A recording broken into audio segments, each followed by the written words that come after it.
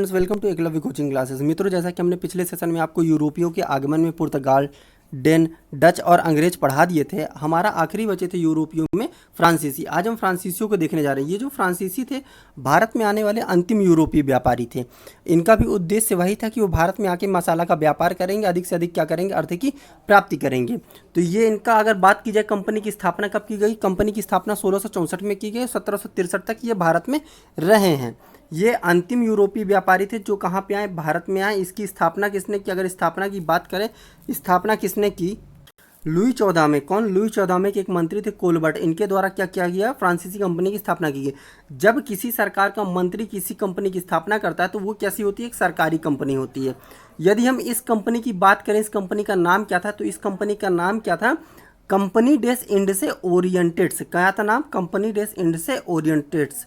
ये कंपनी का क्या था? नाम था। इसकी स्थापना कब की गई? 1664 में। किसके द्वारा की गई? कोलबर्ट के द्वारा। कोलबर्ट कहाँ कौन था? लुई 14 में का क्या था? मंत्री था।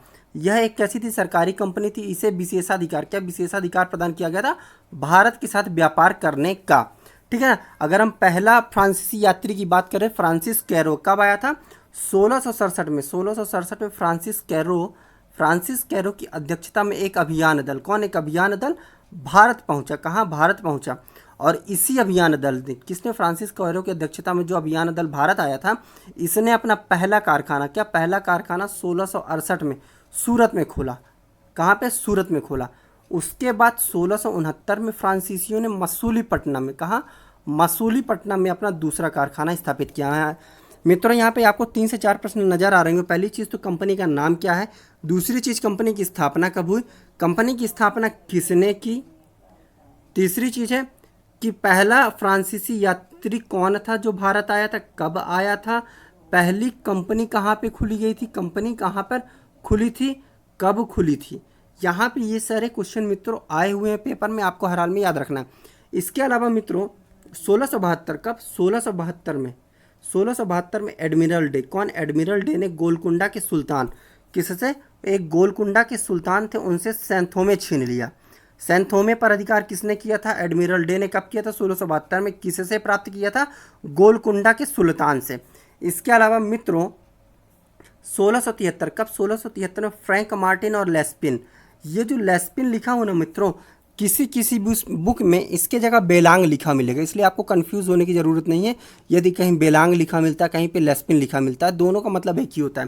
ठीक है। तो 1673 में फ्रैंक मार्टिन और लेस्पिन, इन्होंने बेलकुंडपुरम, कौन सा? बेलकुंडपुरम के शासक शेर खान लोधी, किससे? शेर खान लोधी से एक छोटा सा क्षेत्र प्राप्त कर एक पौंडुचेरी बताया। क्या बताया? पौंडुचेरी। और इस पौंडुचेरी पे 1693, कब? 1693 में डचों ने अधिकार कर लिया। किसने? डचों ने अधिकार कर लिया। डचों ने कब अधिकार कर लिया? 1693 में पौंडुचेरी पर डचों ने अधिकार कर लिया। 1697, कब? 1697 में एक संधि हुई जिसे क्या कहते हैं? रिजविक की संधि। रिजविक की संधि के द्वारा डचों ने पांडिचेरी वापस फ्रांसीसियों को वापस कर दिया। यहाँ पर याद रखना, पांडिचेरी से संबंधित 3 सन, एक 1673, 1693, 1697। 1673 में क्या हुआ? शेर खान लोधी से एक छोटा सा क्षेत्र प्राप्त कर पौंडुचेरी को बसा दिया। 20 साल बाद 1693 में क्या हुआ? डचों ने अधिकार कर लिया। 4 साल बाद एक संधि हो जाती है जिस संधि का नाम था रिजविक की संधि। इस संधि के द्वारा वापस पौंडुचेरी किसे मिल जाता है? फ्रांसीसियों को मिल जाता है। फिर आता है मित्रों 1674, कब? 1674 में बंगाल का सूबेदार था, कौन? शाइस्ता खां। कौन? शाइस्ता खां। इससे फ्रांसीसियों ने एक छोटा सा क्षेत्र प्राप्त किया। क्या किया? छोटा सा क्षेत्र, किससे? बंगाल के सूबेदार शाइस्ता खां से। वहाँ पर क्या बसा दिया? चंद्रनगर की स्थापना की। और इसी चंद्रनगर में उनकी क्या थी? फैक्ट्री थी, जिसका विवाद आगे चलकर होता है अंग्रेजों और फ्रांसीसियों के मध्य में। ठीक है। उसके अलावा 1721 में, कब? 1721 में मॉरिशस, 1724 में माहे और 1739 में करिकल पे क्या कर लिया? इन्होंने अधिकार स्थापित कर लिया। इनका धीरे धीरे क्या हो गया मित्रों? उद्देश्य जो हो गया परिवर्तित होने लगा। उद्देश्य परिवर्तित होने लगा। यह उद्देश्य व्यापार के स्थान पर राजनीति की ओर क्षेत्र केंद्रित हो गया। 1742 के बाद फ्रांसीसी व्यापारिक लाभ कमाने की तुलना में राजनीतिक उद्देश्य की पूर्ति की दिशा में क्या हो गए? सक्रिय हो गए। आपको मित्रों पता होगा, यदि यूरोपीय कंपनी में बात की जाए तो पहला यूरोपीय अधिकारी डुप्ले अर्थात फ्रांसीसी अधिकारी डुप्ले था, जिसने भारतीय राजनीति में क्या किया था, हस्तक्षेप किया था। यह बात यहीं पे यही लिखी हुई है कि 1742 के बाद जो व्यापारी बन के आए थे फ्रांसीसी, अब वो राजनीतिक शासक के रूप में स्थापित होने क्या करने लगे, प्रयास करने लगे। क्यों राजनीतिक शासक के रूप में? उन्हें अधिक से अधिक क्या मिल सके, शक्ति मिल सके, पावर मिल सके, जिसका वह दुरुपयोग करते हुए अधिक से अधिक अर्थ की प्राप्ति कर सके। इसी उद्देश्य से इनका क्या होने लगा, मंतव्य परिवर्तित हो गया, व्यापार की जगह राजनीति हो गई। उम्मीद करते मित्रों समझ में आ गया। इसके अलावा मित्रों, जैसा कि आपको पता है कि एक जंगल में दो शेर नहीं रह सकते, तो व्यापार के क्षेत्र में दो शेर कैसे रहते? तो जब दो शेर नहीं रह सकते आपस में, इनके मध्य क्या होता है, विवाद होता है। तो यही हुआ अंग्रेज और फ्रांसीसियों के मध्य, दोनों के मध्य विवाद हुआ और क्या हो गया, युद्ध का आरंभ हो गया। और यह युद्ध किसके रूप में जाना जाता है, कर्नाटक के युद्ध के रूप में जाना जाता है। ठीक है मित्रों, फिर हम लोग देखते हैं कर्नाटक के कौन कौन से युद्ध हुए। कर्नाटक के 3 युद्ध हुए, प्रथम, द्वितीय, तृतीय। यदि हम इनकी समयावधि देखते हैं तो 1740 से 48 तक, 1751 से 55 तक द्वितीय युद्ध हुआ, और 1751 से 1755 हो गए यहाँ पे, 1755 से 1763 तक तृतीय युद्ध हुआ। यहाँ पे मित्रों 51 नहीं, यहाँ पे 57, क्योंकि ये सप्तवर्षीय युद्ध था। 57 से लेके कब तक हुआ, 63 तक तृतीय युद्ध हुआ। यहाँ पे याद रखिएगा मित्रों, 51 नहीं, यहाँ पे 57 है, 1757, ये क्योंकि सप्तवर्षीय युद्ध था। तो कर्नाटक के 3 युद्ध हुए। कर्नाटक का युद्ध पूछता है मित्रों, पेपर में कई बार पूछा है, कर्नाटक का युद्ध किसके किसके मध्य हुआ है? तो कर्नाटक युद्ध अंग्रेजों फ्रांसीसियों के मध्य हुआ है। कितने कर्नाटक युद्ध हुए? 3 कर्नाटक युद्ध हुए। कब कब हुआ? पहला युद्ध हुआ 1740 से 1748, दूसरा युद्ध हुआ 1751 से 1755, तीसरा युद्ध हुआ 1757 से 1763। यदि हम बात करें ये युद्ध हुआ तो इस युद्ध का अंत कैसे हुआ? तो जो प्रथम युद्ध हुआ था उसमें एक्स-ला-सैपल की युद्ध क्या हुई थी, संधि हुई थी। एक्स-ला-सैपल की क्या हुई थी, संधि हुई थी। इस संधि के द्वारा प्रथम युद्ध का क्या हो गया, अंत हो गया। दूसरा युद्ध अनिर्णायक रहा, इसमें कोई निर्णय ही नहीं निकला। और जो तीसरा युद्ध हुआ था समाप्त, वो पेरिस की संधि के द्वारा क्या हुआ था, युद्ध समाप्त हुआ था। और मित्रों ये बहुत इंपॉर्टेंट है, क्योंकि ये बहुत बार पूछा है कि किस युद्ध का अंत किस संधि के द्वारा हुआ है। आपको याद रखना है किस युद्ध का अंत किस संधि के द्वारा हुआ है, क्योंकि सही जोड़ी मिलाने को दे सकता है कि कर्नाटक का युद्ध का अंत किससे हुआ, कर्नाटक की द्वितीय अंत का युद्ध किससे हुआ, कर्नाटक का तृतीय युद्ध कब से कब तक लड़ा गया, और कर्नाटक के युद्ध किनके किनके मध्य हुआ। ये क्वेश्चन कई बार पेपर में पूछे जा चुके हैं, इसलिए ये आपको ये याद रखना है हर हाल में। इसके बाद मित्रों यदि हम असफलता की बात करें कि ये फ्रांसीसी अंग्रेजों की तुलना में भारत में शासन करने में क्यों असफल रहे हैं, तो अगर इनकी असफलता की बात करें तो जैसा हमने क्या कहा था कि यह एक सरकारी कंपनी थी। जब सरकारी कंपनी है तो इसके पास कोई शक्ति या पावर नहीं है कि ये क्या कर सके, तात्कालिक निर्णय ले सके। ठीक है ना, कभी कभी ऐसी परिस्थितियाँ उत्पन्न हो जाती कि हमें तुरंत फैसले लेने पड़ते हैं, लेकिन ये अधिकारी सक्षम ही नहीं थे, क्योंकि उनके पास पावर और शक्ति ही नहीं थी कि वो तुरंत निर्णय ले सके। तो जब ये तुरंत निर्णय ही लेने में सक्षम नहीं थे तो जाहिर सी बात है कंपनी को क्या होगा, लॉस होगा। तो यही परिणाम हुआ इसकी असफलता का। आप मतलब कि प्रत्यक्ष को प्रमाण देने की ज़रूरत नहीं है, आप भारत सरकार की देख लीजिए, सारी सरकारी कंपनियां, सारी नहीं बोलूँगा, मैक्सिमम सरकारी कंपनी क्या बोलती है कि हम घाटे में चल रहे हैं। क्या घाटे में चल रहे हैं? क्यों? क्योंकि जो तात्कालिक फैसले लेने होते हैं ना, तो सरकार ने उन्हें वो अधिकार ही नहीं दिया कि आप जाके तुरंत तात्कालिक फैसले लीजिए। यदि अधिकारी बोलते हैं कि इस फैसले से क्या होगा, कंपनी को लाभ होगा, तो सरकार कहती है नहीं, ये फैसला लेना ही नहीं है, हमारे पास वित्त नहीं है। बहुत सारे नाटक बता सकती है, बहुत सारे बहाने बता सकती है। तो क्या होता है, इससे कंपनी क्या चली जाती है, लॉस में चली जाती है। अभी देख लीजिए भारत सरकार कितनी कंपनी को बेच रही है, कितने कंपनी के शेयर बेच रही है, कितने कंपनियों का निजीकरण कर दिए, यहाँ तक कि रेलवे तक का निजीकरण कर दिया। बचा हुआ सिर्फ रक्षा सौदा, पता चला उसको भी क्यों न निजीकरण कर दे। तो यही चीज़ यहाँ पे हुआ, अर्थात इतिहास मतलब जो अतीत में हो रहा है वो वर्तमान में हो रहा है, ये दोनों जुड़ रहे हैं। अगर आप देखें वर्तमान में जो भारत सरकार कर रही है, अतीत में फ्रांसीसियों के साथ वही हुआ है। तो हुआ क्या, फ्रांसीसी सरकार सहयोग नहीं कर रही थी, इसके अलावा ये सामंती स्वरूप और अत्यधिक साहित्य, जैसा हमने बताया कि एक तरफा निर्णय लेते थे, मोनोपोली चलती थी, अधिकारियों को अधिकारी नहीं थे कि वो मतलब स्वतंत्र रूप से कह सके, डिसीजन ले सके, डिसीजन मेकिंग पावर ही नहीं थी इनके पास। जब पावर ही नहीं थी तो ये डिसीजन कहाँ से लेते, ठीक है ना। नौसैनिक शक्ति, ठीक है ना, इंग्लैंड की नौसैनिक शक्ति जो थी सर्वोच्च थी इनकी तुलना में, फ्रांसीसियों की तुलना में। इसके अलावा क्या था, जो इनका सेनापति था, फ्रांसीसियों को जो सेनापति डुप्ले बुस्सी, जो डुप्ले था वो बुस्सी की तुलना में ज़्यादा क्या था, कैपेबल था, काबिल था। लेकिन ऐन वक्त पे डुप्ले को फ्रांसीसियों ने वापस अपने देश में बुला दिया, उसकी जगह बुस्सी को भेज दिया। और बुस्सी क्लाइव की तुलना में कमज़ोर था, जिसका फ़ायदा किसे मिल गया, अंग्रेज़ों को मिल गया। ये सब क्या थे, फ्रांसीसियों का सफलता के मित्रों कारण थे। यदि हम देखें कि कब कौन सा व्यापारी आया भारत, कब कौन सी व्यापारिक कंपनी आई, तो मित्रों हमने यहाँ पे एक लिस्ट दिया हुआ है, आप उस लिस्ट को पढ़ लीजिएगा। ये बहुत इंपॉर्टेंट लिस्ट है, इससे क्या होता है, क्वेश्चन पूछे भी जाते हैं एग्जाम में। इसके बाद मित्रों हम चलते हैं कहाँ पे, अब मित्रों हम दूसरा टॉपिक देख रहे हैं। हमारा दूसरा टॉपिक क्या है, नवीन राज्यों का उदय। मित्रों हम नवीन राज्यों का उदय पढ़ा है, उससे पहले मैं आपको कुछ उदाहरण देना चाहता हूँ। उस उदाहरण के द्वारा आप इस उदय के कारण सब कुछ बहुत अच्छे से समझ जाएंगे। आप में से मित्रों सभी लोग कहते हैं इतिहास बहुत बोरिंग भरा सब्जेक्ट है, इसको पढ़ते तो हमको नींद आती है वगैरह वगैरह, एक्सक्यूजेस देते, बहुत बड़ा है, लेंदी है, याद नहीं होता है।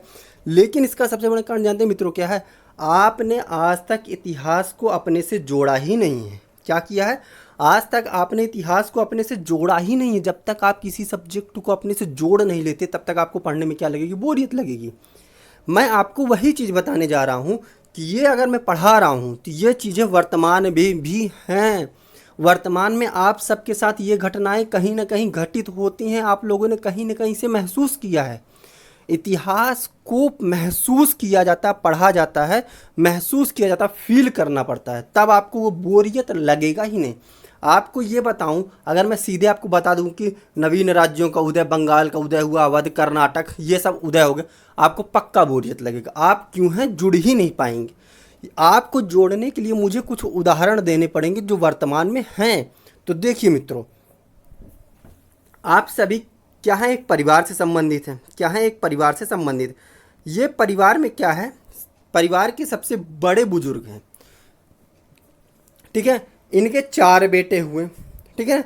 जब तक इनके पास शक्ति थी, पावर थी, इन्होंने सबको क्या किया, जोड़ कर रखा। ये कहते थे कि टाइम से घर आ जाना, खाना इतने बजे खाना है, इतने बजे उठना है, इतने बजे जाना है, इतने टाइम पढ़ना है। इन्होंने एक अनुशासन बनाया, नियम बनाया, कानून बनाया, जिसको यह सब क्या थे, मान रहे थे, ठीक है ना। जिसके कारण ये सब क्या हुआ, धीरे धीरे अधिक आबाद हुए। लेकिन इनके मन में क्या थी, स्वतंत्रता की भावना थी। आप देखिए वर्तमान परिवेश में हर घर टूट की कगार पे है। ऐसा कोई भी घर नहीं है जहाँ पे बंटवारा ना हुआ हो, हर घर में बंटवारा हुआ है, ठीक है। तो लेकिन जैसे ही ये बुजुर्ग हुए, जैसे ही इनको लगा कि अब इनके मरने की घड़ी समाप्त हो मतलब पास आ रही है 60 साल आ गए, इनके पास इनकी क्या हुई, शक्ति कहा जाए धीरे धीरे कम होने लगी, क्षीण होने लगी, कमज़ोर हो गए।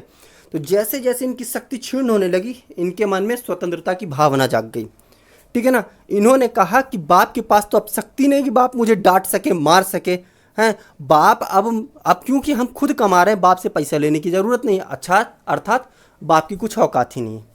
जब बाप को ये समझने लगे कि पिता की कुछ औकात ही नहीं है, तो इसका मतलब क्या हुआ कि पिता के पास अब वो शक्ति ही नहीं रह गई जो इन सबको जोड़ के अभी तक रखती थी। समझिएगा, जो अभी तक इनको क्या रखती थी, जोड़ के रखती थी, अर्थात शक्ति क्षीण हो गई। तो इन्होंने कहा कि अब हमको क्या करना, बंटवारा करना है, हमें ज़मीन का बंटवारा करना, घर का बंटवारा करना, हमारा बंटवारा कर दीजिए। अब ये पिता भी क्या करे, पिता भी जानता है यदि मैं नहीं बांटूंगा तो मेरी दवा कैसे आएगी, मेरी सेवा कौन करेगा, मैं किसके यहाँ खाना खाऊंगा, क्या मैं दर दर की ठोकरें खाने के लिए मरूंगा। तो इसने भी कहा ठीक है, जो करना है वो करो। क्या कहा, जो करना है ये वो करो। तो ये चारों बच्चों ने क्या किया, ज़मीन बांट ली, अपने में ज़मीन बांट ली, ठीक है। और जैसे ही ज़मीन बांटी, इनके मन में और लालच पैदा हुई कि उसको ये वाली ज़मीन देती, हमको ये वाली ज़मीन देती। तो ये क्या किए, एक दूसरे की ज़मीन में कब्जा करने के लिए सिर्फ उठौल हो गया, मारपीट, ठीक है ना, हम इस पे अधिकार करेंगे, इसके लिए इसको मारा उसको मारा, मार काट चालू हो गई, सिर्फ उठौल क्या हुआ, चालू हो गया। अंत में क्या हो गया, कोर्ट केस हो गया। ठीक है, कोर्ट में केस चला गया। ठीक है, लेकिन उस समय कोर्ट केस तो होता नहीं था, जो होता था स्वतंत्र हो गए तो हो गए। अब देखिए वर्तमान परिप्रेक्ष्य में तो हो रहा है ना बंटवारा, वर्तमान समय में भी परिवारों में बंटवारा हो रहा है, समाज में बंटवारे की घटना बहुत तेजी से चल रही है। उस समय भी चल रही थी, उस समय में भी चल रही थी। यही कारण है कि उस समय जब बंटवारा हुआ तभी नवीन राज्यों का उदय हुआ। ठीक है ना, ये जो बुजुर्ग आदमी थे अभी तक इनके नाम से इनके बच्चों को जाना जाता था कि मास्टर साहब के लड़के हैं। ठीक है ना, अभी तक कहा जाए समाज में नवीन परिवार का उदय नहीं हुआ है यहाँ पे। लेकिन जैसे ही बट गया, 4 लड़के, एक इंजीनियर, एक डॉक्टर, एक कुछ और, एक कुछ और, तो अब समाज में क्या आ गया, ये डॉक्टर साहब का परिवार है, ये डॉक्टर साहब का परिवार, ये इंजीनियर साहब का परिवार, ये कलेक्टर साहब का परिवार है। अर्थात अब बाप का अस्तित्व नहीं है, नवीन परिवारों का उदय हो गया, डॉक्टर साहब के परिवार का उदय हो गया, इंजीनियर साहब के परिवार का उदय हो गया। ठीक है ना, अब मास्टर साहब के परिवार का अस्तित्व नहीं है, इसी को कहते हैं नवीन परिवारों का उदय। यहाँ पर भी यही हुआ, नवीन राज्यों का उदय। तो देखिए क्या हुआ, मुगल प्रशासन के विघटन के उपरांत अर्थात 1707 में, कब 1707 में जब औरंगजेब की मृत्यु हो गई, कब 1707 में जब औरंगजेब की मृत्यु हो गई तो मुगल शक्ति क्या होने लगी, कमज़ोर हो गई, क्षीण हो गई। क्यों, क्योंकि जितने भी औरंगजेब के बाद शासक आए हैं वो सब भोग विलास में संलिप्त हो गए। भोग विलास, प्रेम है, अधिक से अधिक मोह घेर लिया। जब जब लोग भोग विलास मोह की ओर चलते हैं ना, तब तब उनका पतन पास आ जाता है। यही हुआ, ये अपने स्वार्थ के लिए, अपने भोग विलास की पूर्ति में इतने संलिप्त हो गए, इन्हें प्रजा राज्य किसी का चेत नहीं था। ठीक है ना, क्या हुआ, अंत में क्या हुआ, ये सब अलग हो गए। क्यों, क्योंकि उनको अलग होना था, जानता था इनका शासक कुछ काम का है नहीं, निठल्ला बैठा है। जब निठल्ला बैठा है, कुछ है नहीं, तो हम दू झापड़ मारेंगे उधर जाएगा यहीं पे, हैं। तो बड़े प्यार से शासक ने भी कहा भाई मारो मत, तुम अलग हो जाओ। हुआ भी यही। ठीक है, तो नवीन राज्यों का उदय मुगल प्रशासन के विघटन के उपरांत, अर्थात जब मुगल प्रशासन का विघटन अर्थात डिक्लाइन पीरियड चालू हुआ, तब कई सारे क्या हो गए, अधिकारी स्वतंत्र हो गए। जो अधिकारी कहाँ पे शासन करते थे, जैसे कि बंगाल में कोई रहा होगा दीवान सूबेदार, हैदराबाद में कोई रहा होगा दीवान सूबेदार, तो वहाँ पे वो क्या कर लिया, खुद को स्वतंत्र कर लिया और स्वतंत्र रूप से शासन करने लगा। ठीक है, तो यही लिखा कि नवीन राज्यों के उदय में मुगल प्रशासन के विघटन के उपरांत कई सारे नवीन राज्यों का उदय हुआ, जिनमें से बंगाल, कर्नाटक, अवध, हैदराबाद और मैसूर प्रमुख थे। अब देखते हैं कब कब आज़ाद हुए, कब कब स्वतंत्र हुए और किसके शासन में स्वतंत्र हुआ, अर्थात इनका नेतृत्व करता कौन था, संस्थापक कौन था। तो बंगाल 1707 में क्या हुआ, स्वतंत्र हुआ और इसका संस्थापक कौन था, मुर्शीद कुली खां। अवध कौन, अवध 1722, कब 1722 में संस्थापक शहादत खां। कर्नाटक 1722 कौन, सदातुल्ला खां। हैदराबाद 1724 निज़ाम उल मुल्क। मैसूर 1761 हैदर अली। मित्रों ये सही जोड़ी मिलाने को आता है, आपको राज्य दे देगा, सन दे देगा, सही जोड़ी मिलाइए, राज्य दे देगा, संस्थापक दे देगा, सही जोड़ी मिलाइए, ये तो विकल्प दे सकता है। ये इंपॉर्टेंट आपको याद रखना है कि कब किसने किस राज्य की स्थापना की। इसीलिए मैंने बता दिया, बंगाल का स्थापना 1707 में मुर्शीद कुली खां ने कर दिया था, अवध का 1722 में शहादत खां ने कर दिया था, हैदराबाद का 1724 में निजामुल मुल्क ने कर दिया था, कर्नाटक का 1722 में सादातुल्ला खां ने कर दिया था और मैसूर का 1761 में किसने कर दिया था, हैदर अली ने कर दिया था। अब मित्रों हम चलते हैं कहाँ पे, बंगाल की ओर। अब हमको क्या पढ़ना है, बंगाल। मित्रों अब हम किसको देख रहे हैं, बंगाल। बंगाल को हमने पहले बताया 1707 में क्या हुआ, आज़ाद हुआ। किसने स्थापना की, मुर्शीद कुली खां ने। अब थोड़ा सा जान लेते हैं मुर्शीद कुली खां के बारे में कि ये मतलब कहाँ पे क्या किया, फिर किस प्रकार से आज़ाद किया। ठीक है ना, तो ये बंगाल की स्वतंत्रता के जन्मदाता मुर्शीद कुली खां 1707 से 1727 तक क्या थे, बंगाल में शासन किया। बंगाल के शासक के रूप में 1707 से 1727 तक क्या किया, शासन किया। हुआ क्या 1717 मतलब कि 1700 में, कब 1700 में औरंगजेब ने इन्हें बंगाल का क्या बनाया, दीवान। दीवान का मतलब होता है राजस्व का अधिकारी नियुक्त किया। लेकिन जब इन्हें बंगाल का जिस समय क्या बनाया था, दीवान, उस समय बंगाल का सूबेदार कौन था, मुजफ्फर शाह अर्थात अजीमुशान, ठीक है ना। मुजफ्फर शाह का पुत्र कौन था, अजीमुशान। ये अजीमुशान कैसा था, अय्यास आदमी था, निठल्ला था, अयोग्य था, भोग विलास की वस्तु में हमेशा संलिप्त रहता था। बस इसको भोग करना है, बस हो गया, उसके अलावा कुछ नहीं। तो क्या हुआ, ये सूबेदार तो जरूर था लेकिन सूबेदार की जिम्मेदारियों का निर्वहन नहीं कर रहा था, जिसके कारण क्या हुआ, जिसके कारण क्या हुआ कि मुर्शीद कुली खां को दीवान और सूबेदार दोनों का ही क्या करना पड़ता था, काम करना पड़ता था। क्यों, क्योंकि जो वहाँ का सूबेदार था, सूबेदार निठल्ला था, वो अधिकतर क्या करता था, राज दरबार में ही व्यतीत करता था, भोग विलास की वस्तुओं में। तो 1707 में जब औरंगजेब की क्या हो गई, मृत्यु हो गई, तो औरंगजेब की मृत्यु के बाद क्या हुआ, सत्ता में तेजी से विघटन प्रारंभ हो गया। 1717 में, कब, 1717 में मुगल सम्राट कौन, फर्रुखसियर, मुगल सम्राट जो फर्रुखसियर ने मुर्शीद कुली खां को बंगाल का सूबेदार भी बना दिया, और यह मुगल दरबार का अंतिम सूबेदार था। मित्रों, ये बहुत इंपॉर्टेंट क्वेश्चन है और कई बार एग्जाम में आया है कि मुगलों द्वारा या कि मुगल शासक द्वारा बंगाल में नियुक्त अंतिम सूबेदार कौन था। तो बंगाल में नियुक्त अंतिम सूबेदार कौन था, मुर्शीद कुली खां था।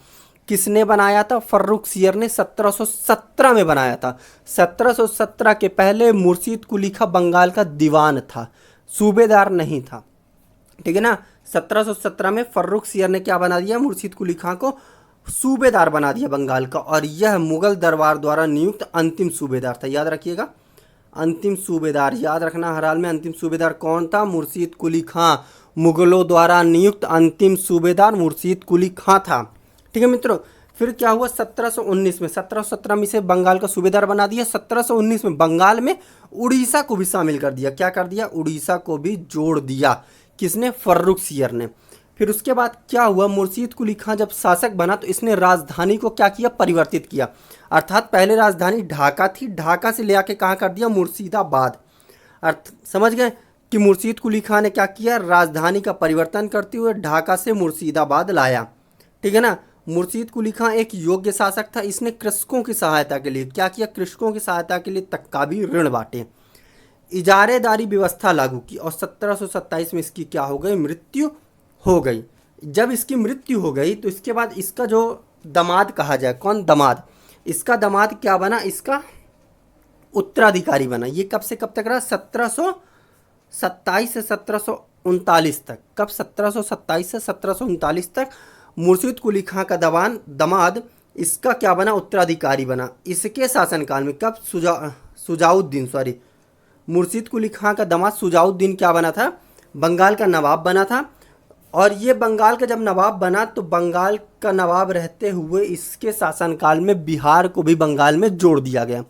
याद रखिएगा, बंगाल में उड़ीसा किसके शासनकाल में, फर्रुखसियर के शासनकाल में जोड़ा गया था। उस समय बंगाल का शासक कौन था, मुर्शीद कुली खां। लेकिन जब बंगाल का शासक कौन बना, सुजाउद्दीन। कौन बना, सुजाउद्दीन। तो जब बंगाल का शासक सुजाउद्दीन था तो उसके शासनकाल में बिहार को भी बंगाल में क्या कर दिया गया, शामिल कर दिया गया, ठीक है ना। अब सुजाउद्दीन की भी मृत्यु हो गई। सुजाउद्दीन की मृत्यु होने के बाद उसका पुत्र था, उसका पुत्र कौन था, सरफराज खां। तो सुजाउद्दीन की मृत्यु के बाद उसका पुत्र सरफराज खां गद्दी पर बैठा। जब सरफराज खां गद्दी पर बैठा उस समय बिहार का सूबेदार कौन, बिहार का सूबेदार कौन था, अलीवर्दी खां। जब सरफराज खां गद्दी पर बैठा उस समय बिहार का फौजदार या सूबेदार कौन था, अलीवर्दी खां।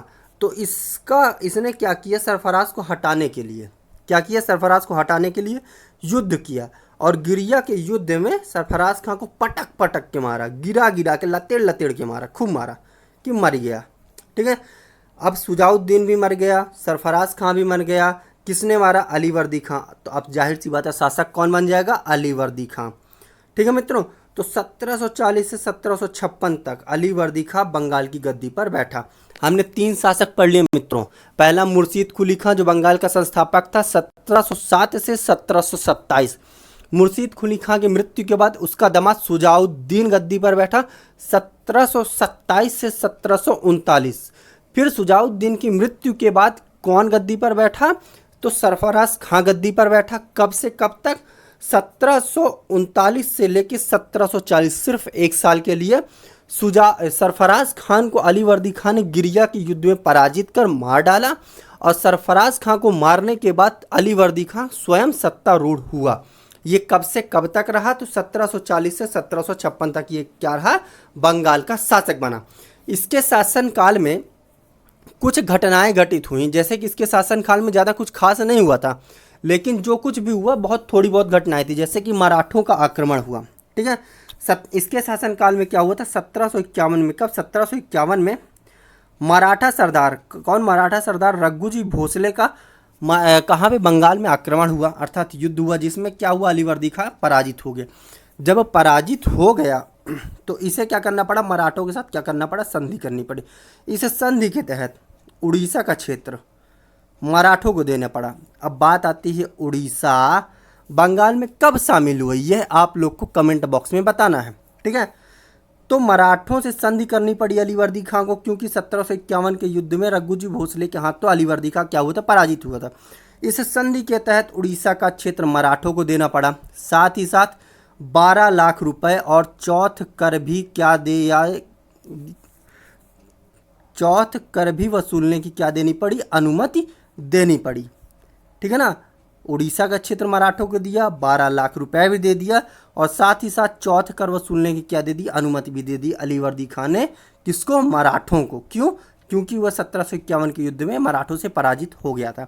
इसके अलावा मित्रों, ये जो था अली वर्दी खां के अंग्रेजों के साथ अच्छे संबंध थे। कैसे थे? बहुत अच्छे संबंध थे, जिसके कारण इसने अंग्रेजों को क्या कहा था? मधुमक्खी कहा था।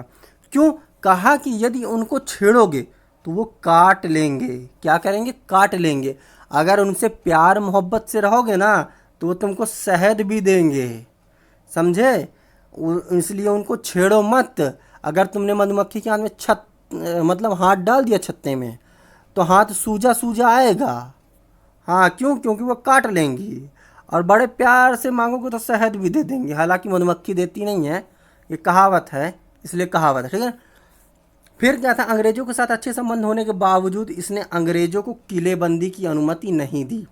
किलेबंदी का मतलब होता है जहाँ पे उनकी फैक्ट्री लगी होती है उस फैक्ट्री की सुरक्षा के लिए दीवारें खड़ी करना। ठीक है ना, उसके लिए क्या करना? दीवारें खड़ी करना। तो उसकी अनुमति नहीं दी। ठीक है ना, 1756 में क्या हो गई? इसकी क्या हो गई? मृत्यु हो गई। जब इसकी मृत्यु हो गई तो इसका कोई पुत्र था नहीं।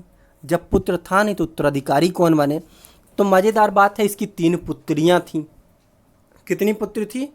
इसकी 3 पुत्री थी। 3 पुत्री, और तीनों ही पुत्री के पति मर गए। मतलब अली वर्दी खां का दमादे नहीं है। जाहिर सी बात है, वर्तमान समय में देख लीजिए, आजकल के लड़के ऐसी जगह शादी करते हैं जहाँ पे लड़की अकेली हो या 2 लड़की हो, लड़का होबे न करे। मतलब कि इस घर में शादी करेंगे जहाँ पर उसका कोनो भैया ना हो, काहे वहाँ की संपत्ति हमको मिल जाए। होता है। तो जब ऐसी जगह शादी करेगा तो क्या होगा कि जब लड़की का पिता मर जाएगा तो सारी संपत्ति लड़की के पास आ जाएगी, है ना? लड़की के पास सारी संपत्ति आ जाएगी। उसका उपभोग कौन करेगा? उसका पति करेगा। अब जब पति ही मर गया तो कौन करेगा? लड़की का होने वाला लड़का, अर्थात बाप का नाती, लड़की के बाप का नाती करेगा। तो हुआ भी यही। क्या हुआ? उसकी 3 लड़कियां थीं। अब उसने कहा तीनों लड़कियों में किसी न किसी को तो हमें उत्तराधिकारी बनाना है।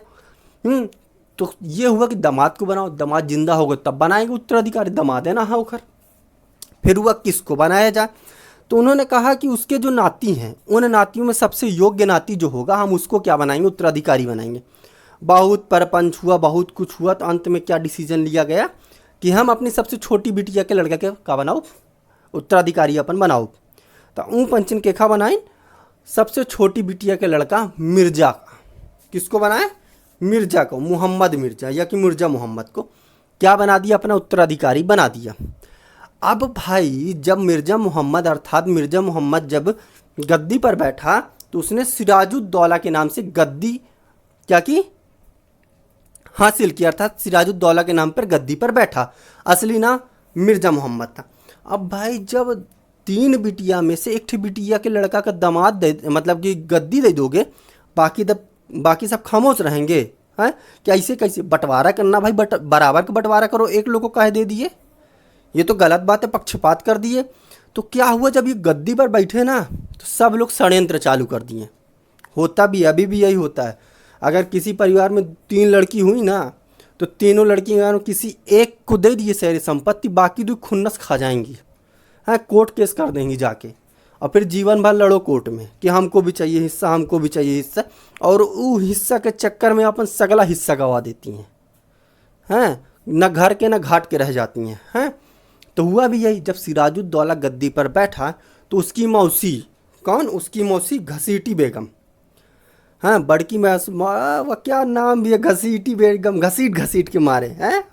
हाँ तो बड़की मौसी का नाम घसीटी बेगम, और छोटकी मौसी के लड़का कौन, मुजफ्फर। छोटकी मौसी के लड़का का नाम था मुजफ्फर, शौकत जंग। उनका लड़का अंग्रेज सगले मिलकर सिराजुद्दौला के विरुद्ध क्या करने लगे, षड्यंत्र करने लगे। ठीक है ना, क्या हुआ, षड्यंत्र करने लगे। इसी षड्यंत्र का परिणाम क्या निकला कि धीरे धीरे अंग्रेज क्या होने लगे, बंगाल में प्रभुत्वशाली होने लगे। यही इसकी कहानी का मैंने सारांश बताया। अब हम लोग पढ़ते हैं, ठीक है ना मित्रों। देखिए हुआ क्या, उसकी 3 पुत्रियां थीं, जिनमें से सबसे छोटी पुत्री के पुत्र मिर्ज़ा मोहम्मद, मिर्ज़ा मोहम्मद को क्या बनाया गया, बंगाल का नवाब बनाया गया। किसके नाम से, सिराजुद्दौला के नाम से। जब सिराजुद्दौला बंगाल का नवाब बना तो अली वर्दी खां की अन्य दोनों पुत्रियां और उसके परिवारजन क्या हुए, अत्यंत क्रोधित हो गए। जैसा हमने बताया कि अगर एक को एक को अगर संपत्ति दे दोगे 2 लोग तो खुन्नस खाएंगे और कोर्ट केस कर देंगे या तो मार काट मचा देंगे। तो हुआ भी यही, ये सब क्या हो गए, अन्य दोनों क्रोधित हो गए और नवाब के विरुद्ध क्या रचने लगे, षड्यंत्र रचने लगे। होता भी वर्तमान समय में भी यही होता है, ठीक है। उसके बाद मित्रों क्या हुआ, सिराजुद्दौला जब गद्दी पर बैठा, हमने बताया 1756 से 1757 तक क्या बता, गद्दी पर बैठा, 56 से लेकर 57 तक। तो उसकी बड़ी मौसी घसीटी बेगम, पूर्णिया का सूबेदार और मौसेरा भाई कौन, शौकत जंग, और अंग्रेजों की शत्रुता का क्या करना पड़ा, सामना करना पड़ा। बाकी 2 का तो चलता है कि भाई मौसी नाराज है, उसका मौसेरा भाई नाराज, ये अंग्रेज काहे कूद पड़े, अंग्रेज से इनकी कौन सी दुश्मनी थी, तो अभी हम बताते हैं काहे कूद पड़े, ठीक है ना। तो ये शौकत जंग तो 1756 में मनिहारी के युद्ध में तो मार दिया, सिराजुद्दौला ने शौकत जंग को मनिहारी के युद्ध में 1756 में तो धर दबोचा, मारा, ठीक है ना। अंग्रेजों के साथ शत्रुता जो थी, इसका मुख्य कारण क्या था, सिराज और अंग्रेज दोनों बंगाल में अपना प्रभुत्व स्थापित करना चाहते थे, अर्थात बंगाल में अपने आप को शक्तिशाली बनाना चाहते थे, ठीक है ना। हुआ भी यही कि बंगाल में अपनी स्थिति और प्रभाव को सुदृढ़ करना था। क्या था, दोनों का, सिराज और अंग्रेज को दोनों को अपनी स्थिति और प्रभाव को सुदृढ़ करना था, ठीक है ना। दूसरी चीज़ क्या थी, बंगाल का नवाब सिराजुद्दौला था। सिराजुद्दौला बंगाल का नवाब था और अंग्रेज और फ्रांसीसी दोनों बंगाल में किलेबंदी कर रहे थे, ठीक है ना। किलेबंदी क्यों कर रहे थे, फ्रांसीसी अंग्रेजों के यहाँ हमला ना कर दे, अंग्रेज फ्रांसीसी के यहाँ हमला ना कर दे, इसलिए दोनों क्या कर रहे थे, किलेबंदी कर रहे थे। लेकिन वहाँ का नवाब कौन था, वहाँ का नवाब था सिराजुद्दौला। सिराजुद्दौला ने कहा कि भाई साहब आप लोग किलेबंदी मत करो, क्योंकि मैं यहाँ का नवाब हूँ, आप दोनों की रक्षा करना मेरा दायित्व है। आप लोग एक दूसरे के ऊपर हमला नहीं करें, यदि फ्रांसीसी आपके ऊपर हमला किए तो मैं बचाऊंगा, और यदि अंग्रेजों ने फ्रांसीसी को हमला किया तो मैं बचाऊँ, क्यों, क्योंकि यहाँ का नवाब मैं हूँ, आप दोनों की मेरी अनुमति माननी पड़ेगी। लेकिन अंग्रेज मनवे नहीं भाई, फ्रांसीसियों ने किलेबंदी तो रोक दी, लेकिन अंग्रेजों ने कहा कि नहीं हम तो किलेबंदी करेंगे, अर्थात नवाब के आदेशों का क्या कर दिया, अवज्ञा कर दी, ठीक है ना। जब नवाब के आदेशों की क्या कर दी, अवज्ञा कर दी, तो यह नवाब की संप्रभुता के क्या था, विरुद्ध था, ठीक है ना। जब नवाब की संप्रभुता के विरुद्ध था तो नवाब क्या हो गया, खुन्नस खा गया, गुस्से में आ गया कि यहाँ का नवाब मैं हूँ और ये मेरी बात नहीं मान रहे हैं, बाहर से आने वाले देश मेरी बात नहीं मान रहे हैं, ऐसे कैसे हो सकता है। तो जो नवाब था क्रोधित हो गया, ठीक है ना। जब वो क्रोधित हो गया तो परिणाम ये हुआ कि जहाँ पर अंग्रेजों का किला था, अर्थात जहाँ पे अंग्रेजों की फैक्ट्री थी, फैक्ट्री को ही किलेबंदी इसलिए कहते हैं कि फैक्ट्री में ऊंची ऊंची दीवारें बना दी जाती सुरक्षा की दृष्टि से, तो उसे ही कहते हैं किलेबंदी, ठीक है ना। तो जहाँ पर अंग्रेजों की फैक्ट्री थी वहाँ पे क्या कर दिया, सिराजुद्दौला ने हमला कर दिया। क्यों? क्योंकि उसके आदेशों की अवज्ञा हो गई।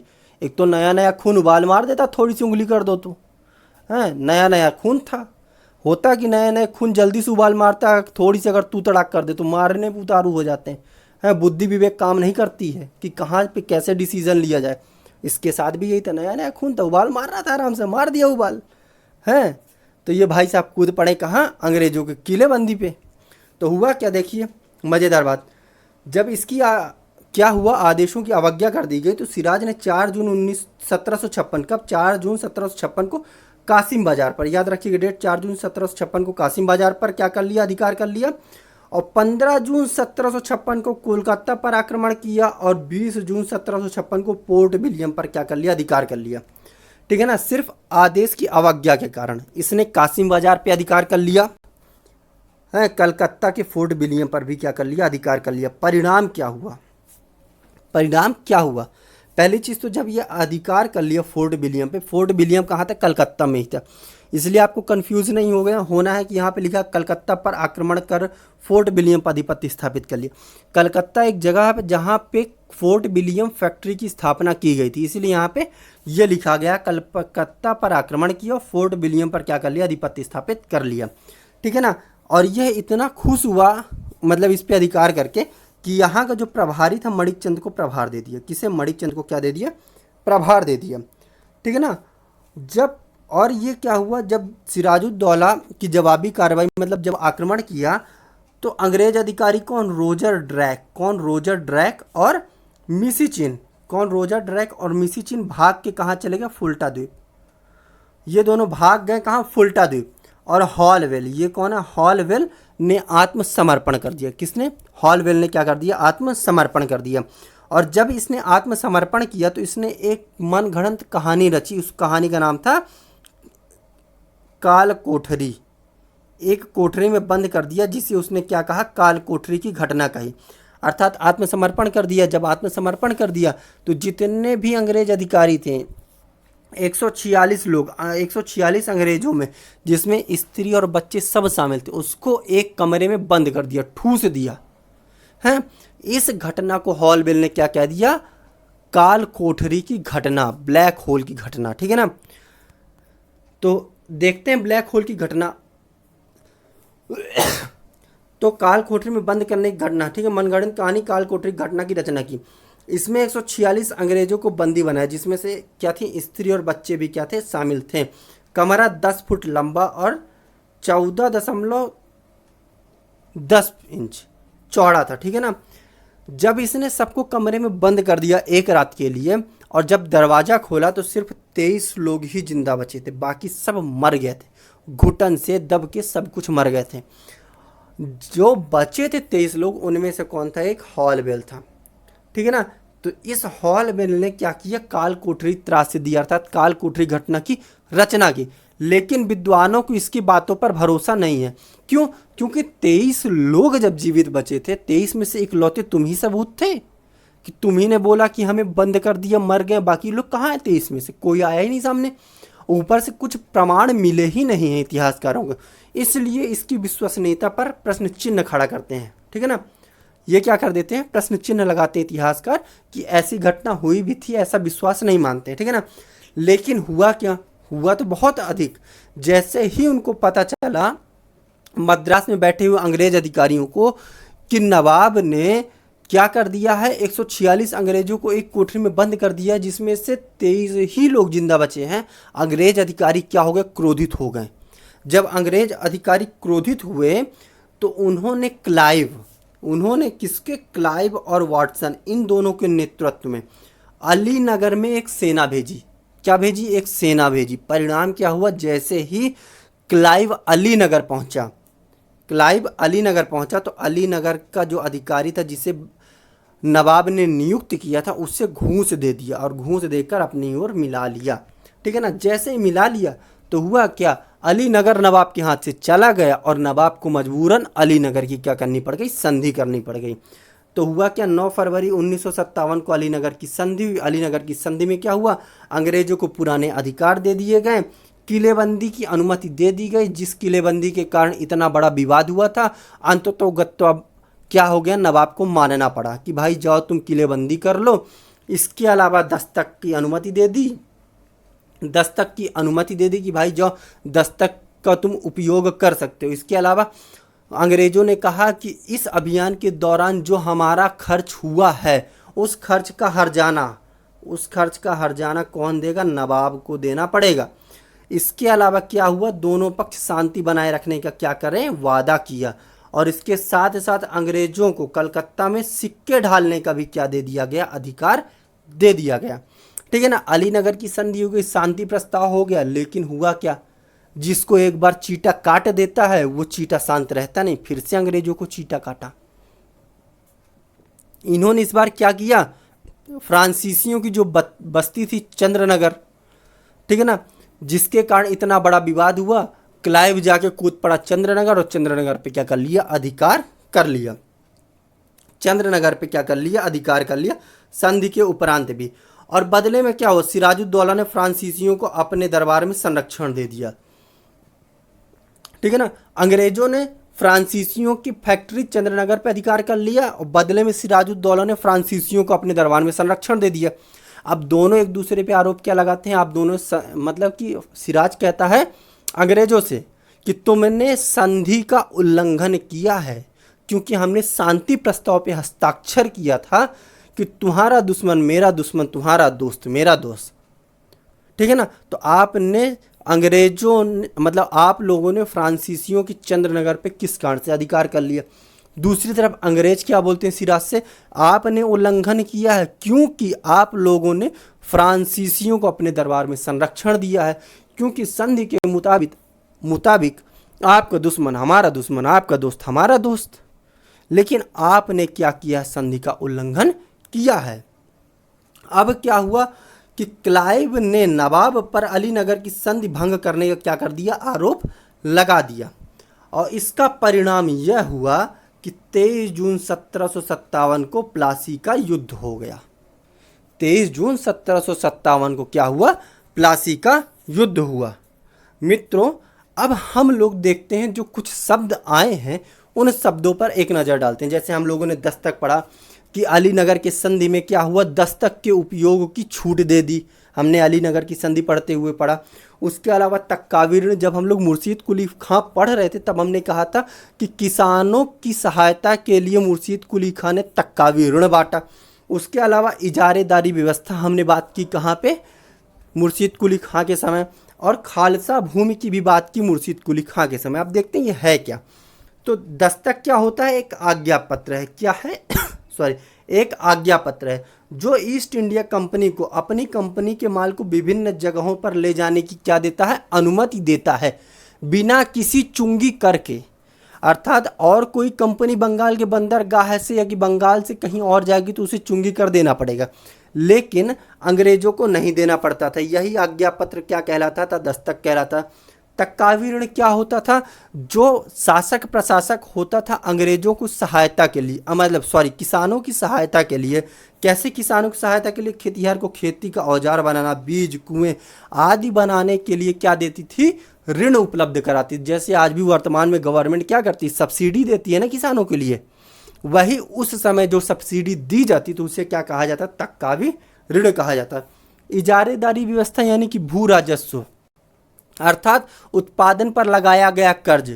ठीक है ना, मतलब उत्पादन पे लगाया गया कर, इसे भू राजस्व कहते हैं। खालसा भूमि वह भूमि होती थी जिसकी आय सीधे बादशाह के लिए सुरक्षित की जाती थी। अर्थात जो खालसा भूमि से आय होगी वह किसके खाते में जाएगी, सीधे बादशाह के खाते में जाएगी। मित्रों, आज का सेशन हमारा यहीं पर समाप्त होता है। कल हम कहाँ से पढ़ेंगे, कल हम प्लासी युद्ध से शुरू करेंगे। मित्रों, उम्मीद करते हैं आपको दी गई समस्त जानकारी समझ में आई होगी। मित्रों, आप सभी से अनुरोध है कि यदि आपको समझ में आता है और आपको मेरे द्वारा बताई गई बातें आसानी से समझ में आ रही हैं और पसंद आ रही हैं, तो कृपया आप इसे लाइक करें और अधिक से अधिक लोगों तक इसे पहुंचाएं। और साथ ही में मित्रों, यदि आपने चैनल को अभी तक सब्सक्राइब नहीं किया है तो इसको सब्सक्राइब भी कर लें। मित्रों, यदि आपको किसी प्रकार का कोई डाउट हो, किसी प्रकार के प्रश्न पूछना हो, कोई शंका हो, तो आप कमेंट बॉक्स में लिख सकते हैं या फिर आप इस नंबर पे कॉल मैसेज कर कर कुछ भी पूछ सकते हैं। इसके अलावा मित्रों, हमारा एक व्हाट्सएप और टेलीग्राम ग्रुप है जो हम लोग डिस्क्रिप्शन बॉक्स में नीचे लिंक दिए हुए हैं। आप वहां से जाकर हमारे टेलीग्राम और व्हाट्सएप ग्रुप पर जुड़ सकते हैं, जहां पर डेली टेस्ट का आयोजन किया जाता है। मित्रों, बहुत बहुत धन्यवाद। उम्मीद करते हैं कि आप हमारा सहयोग करेंगे। अब हमारा अगला जो सेशन आएगा वो हमारा प्लासी के युद्ध से चालू होगा। बहुत बहुत धन्यवाद मित्रों।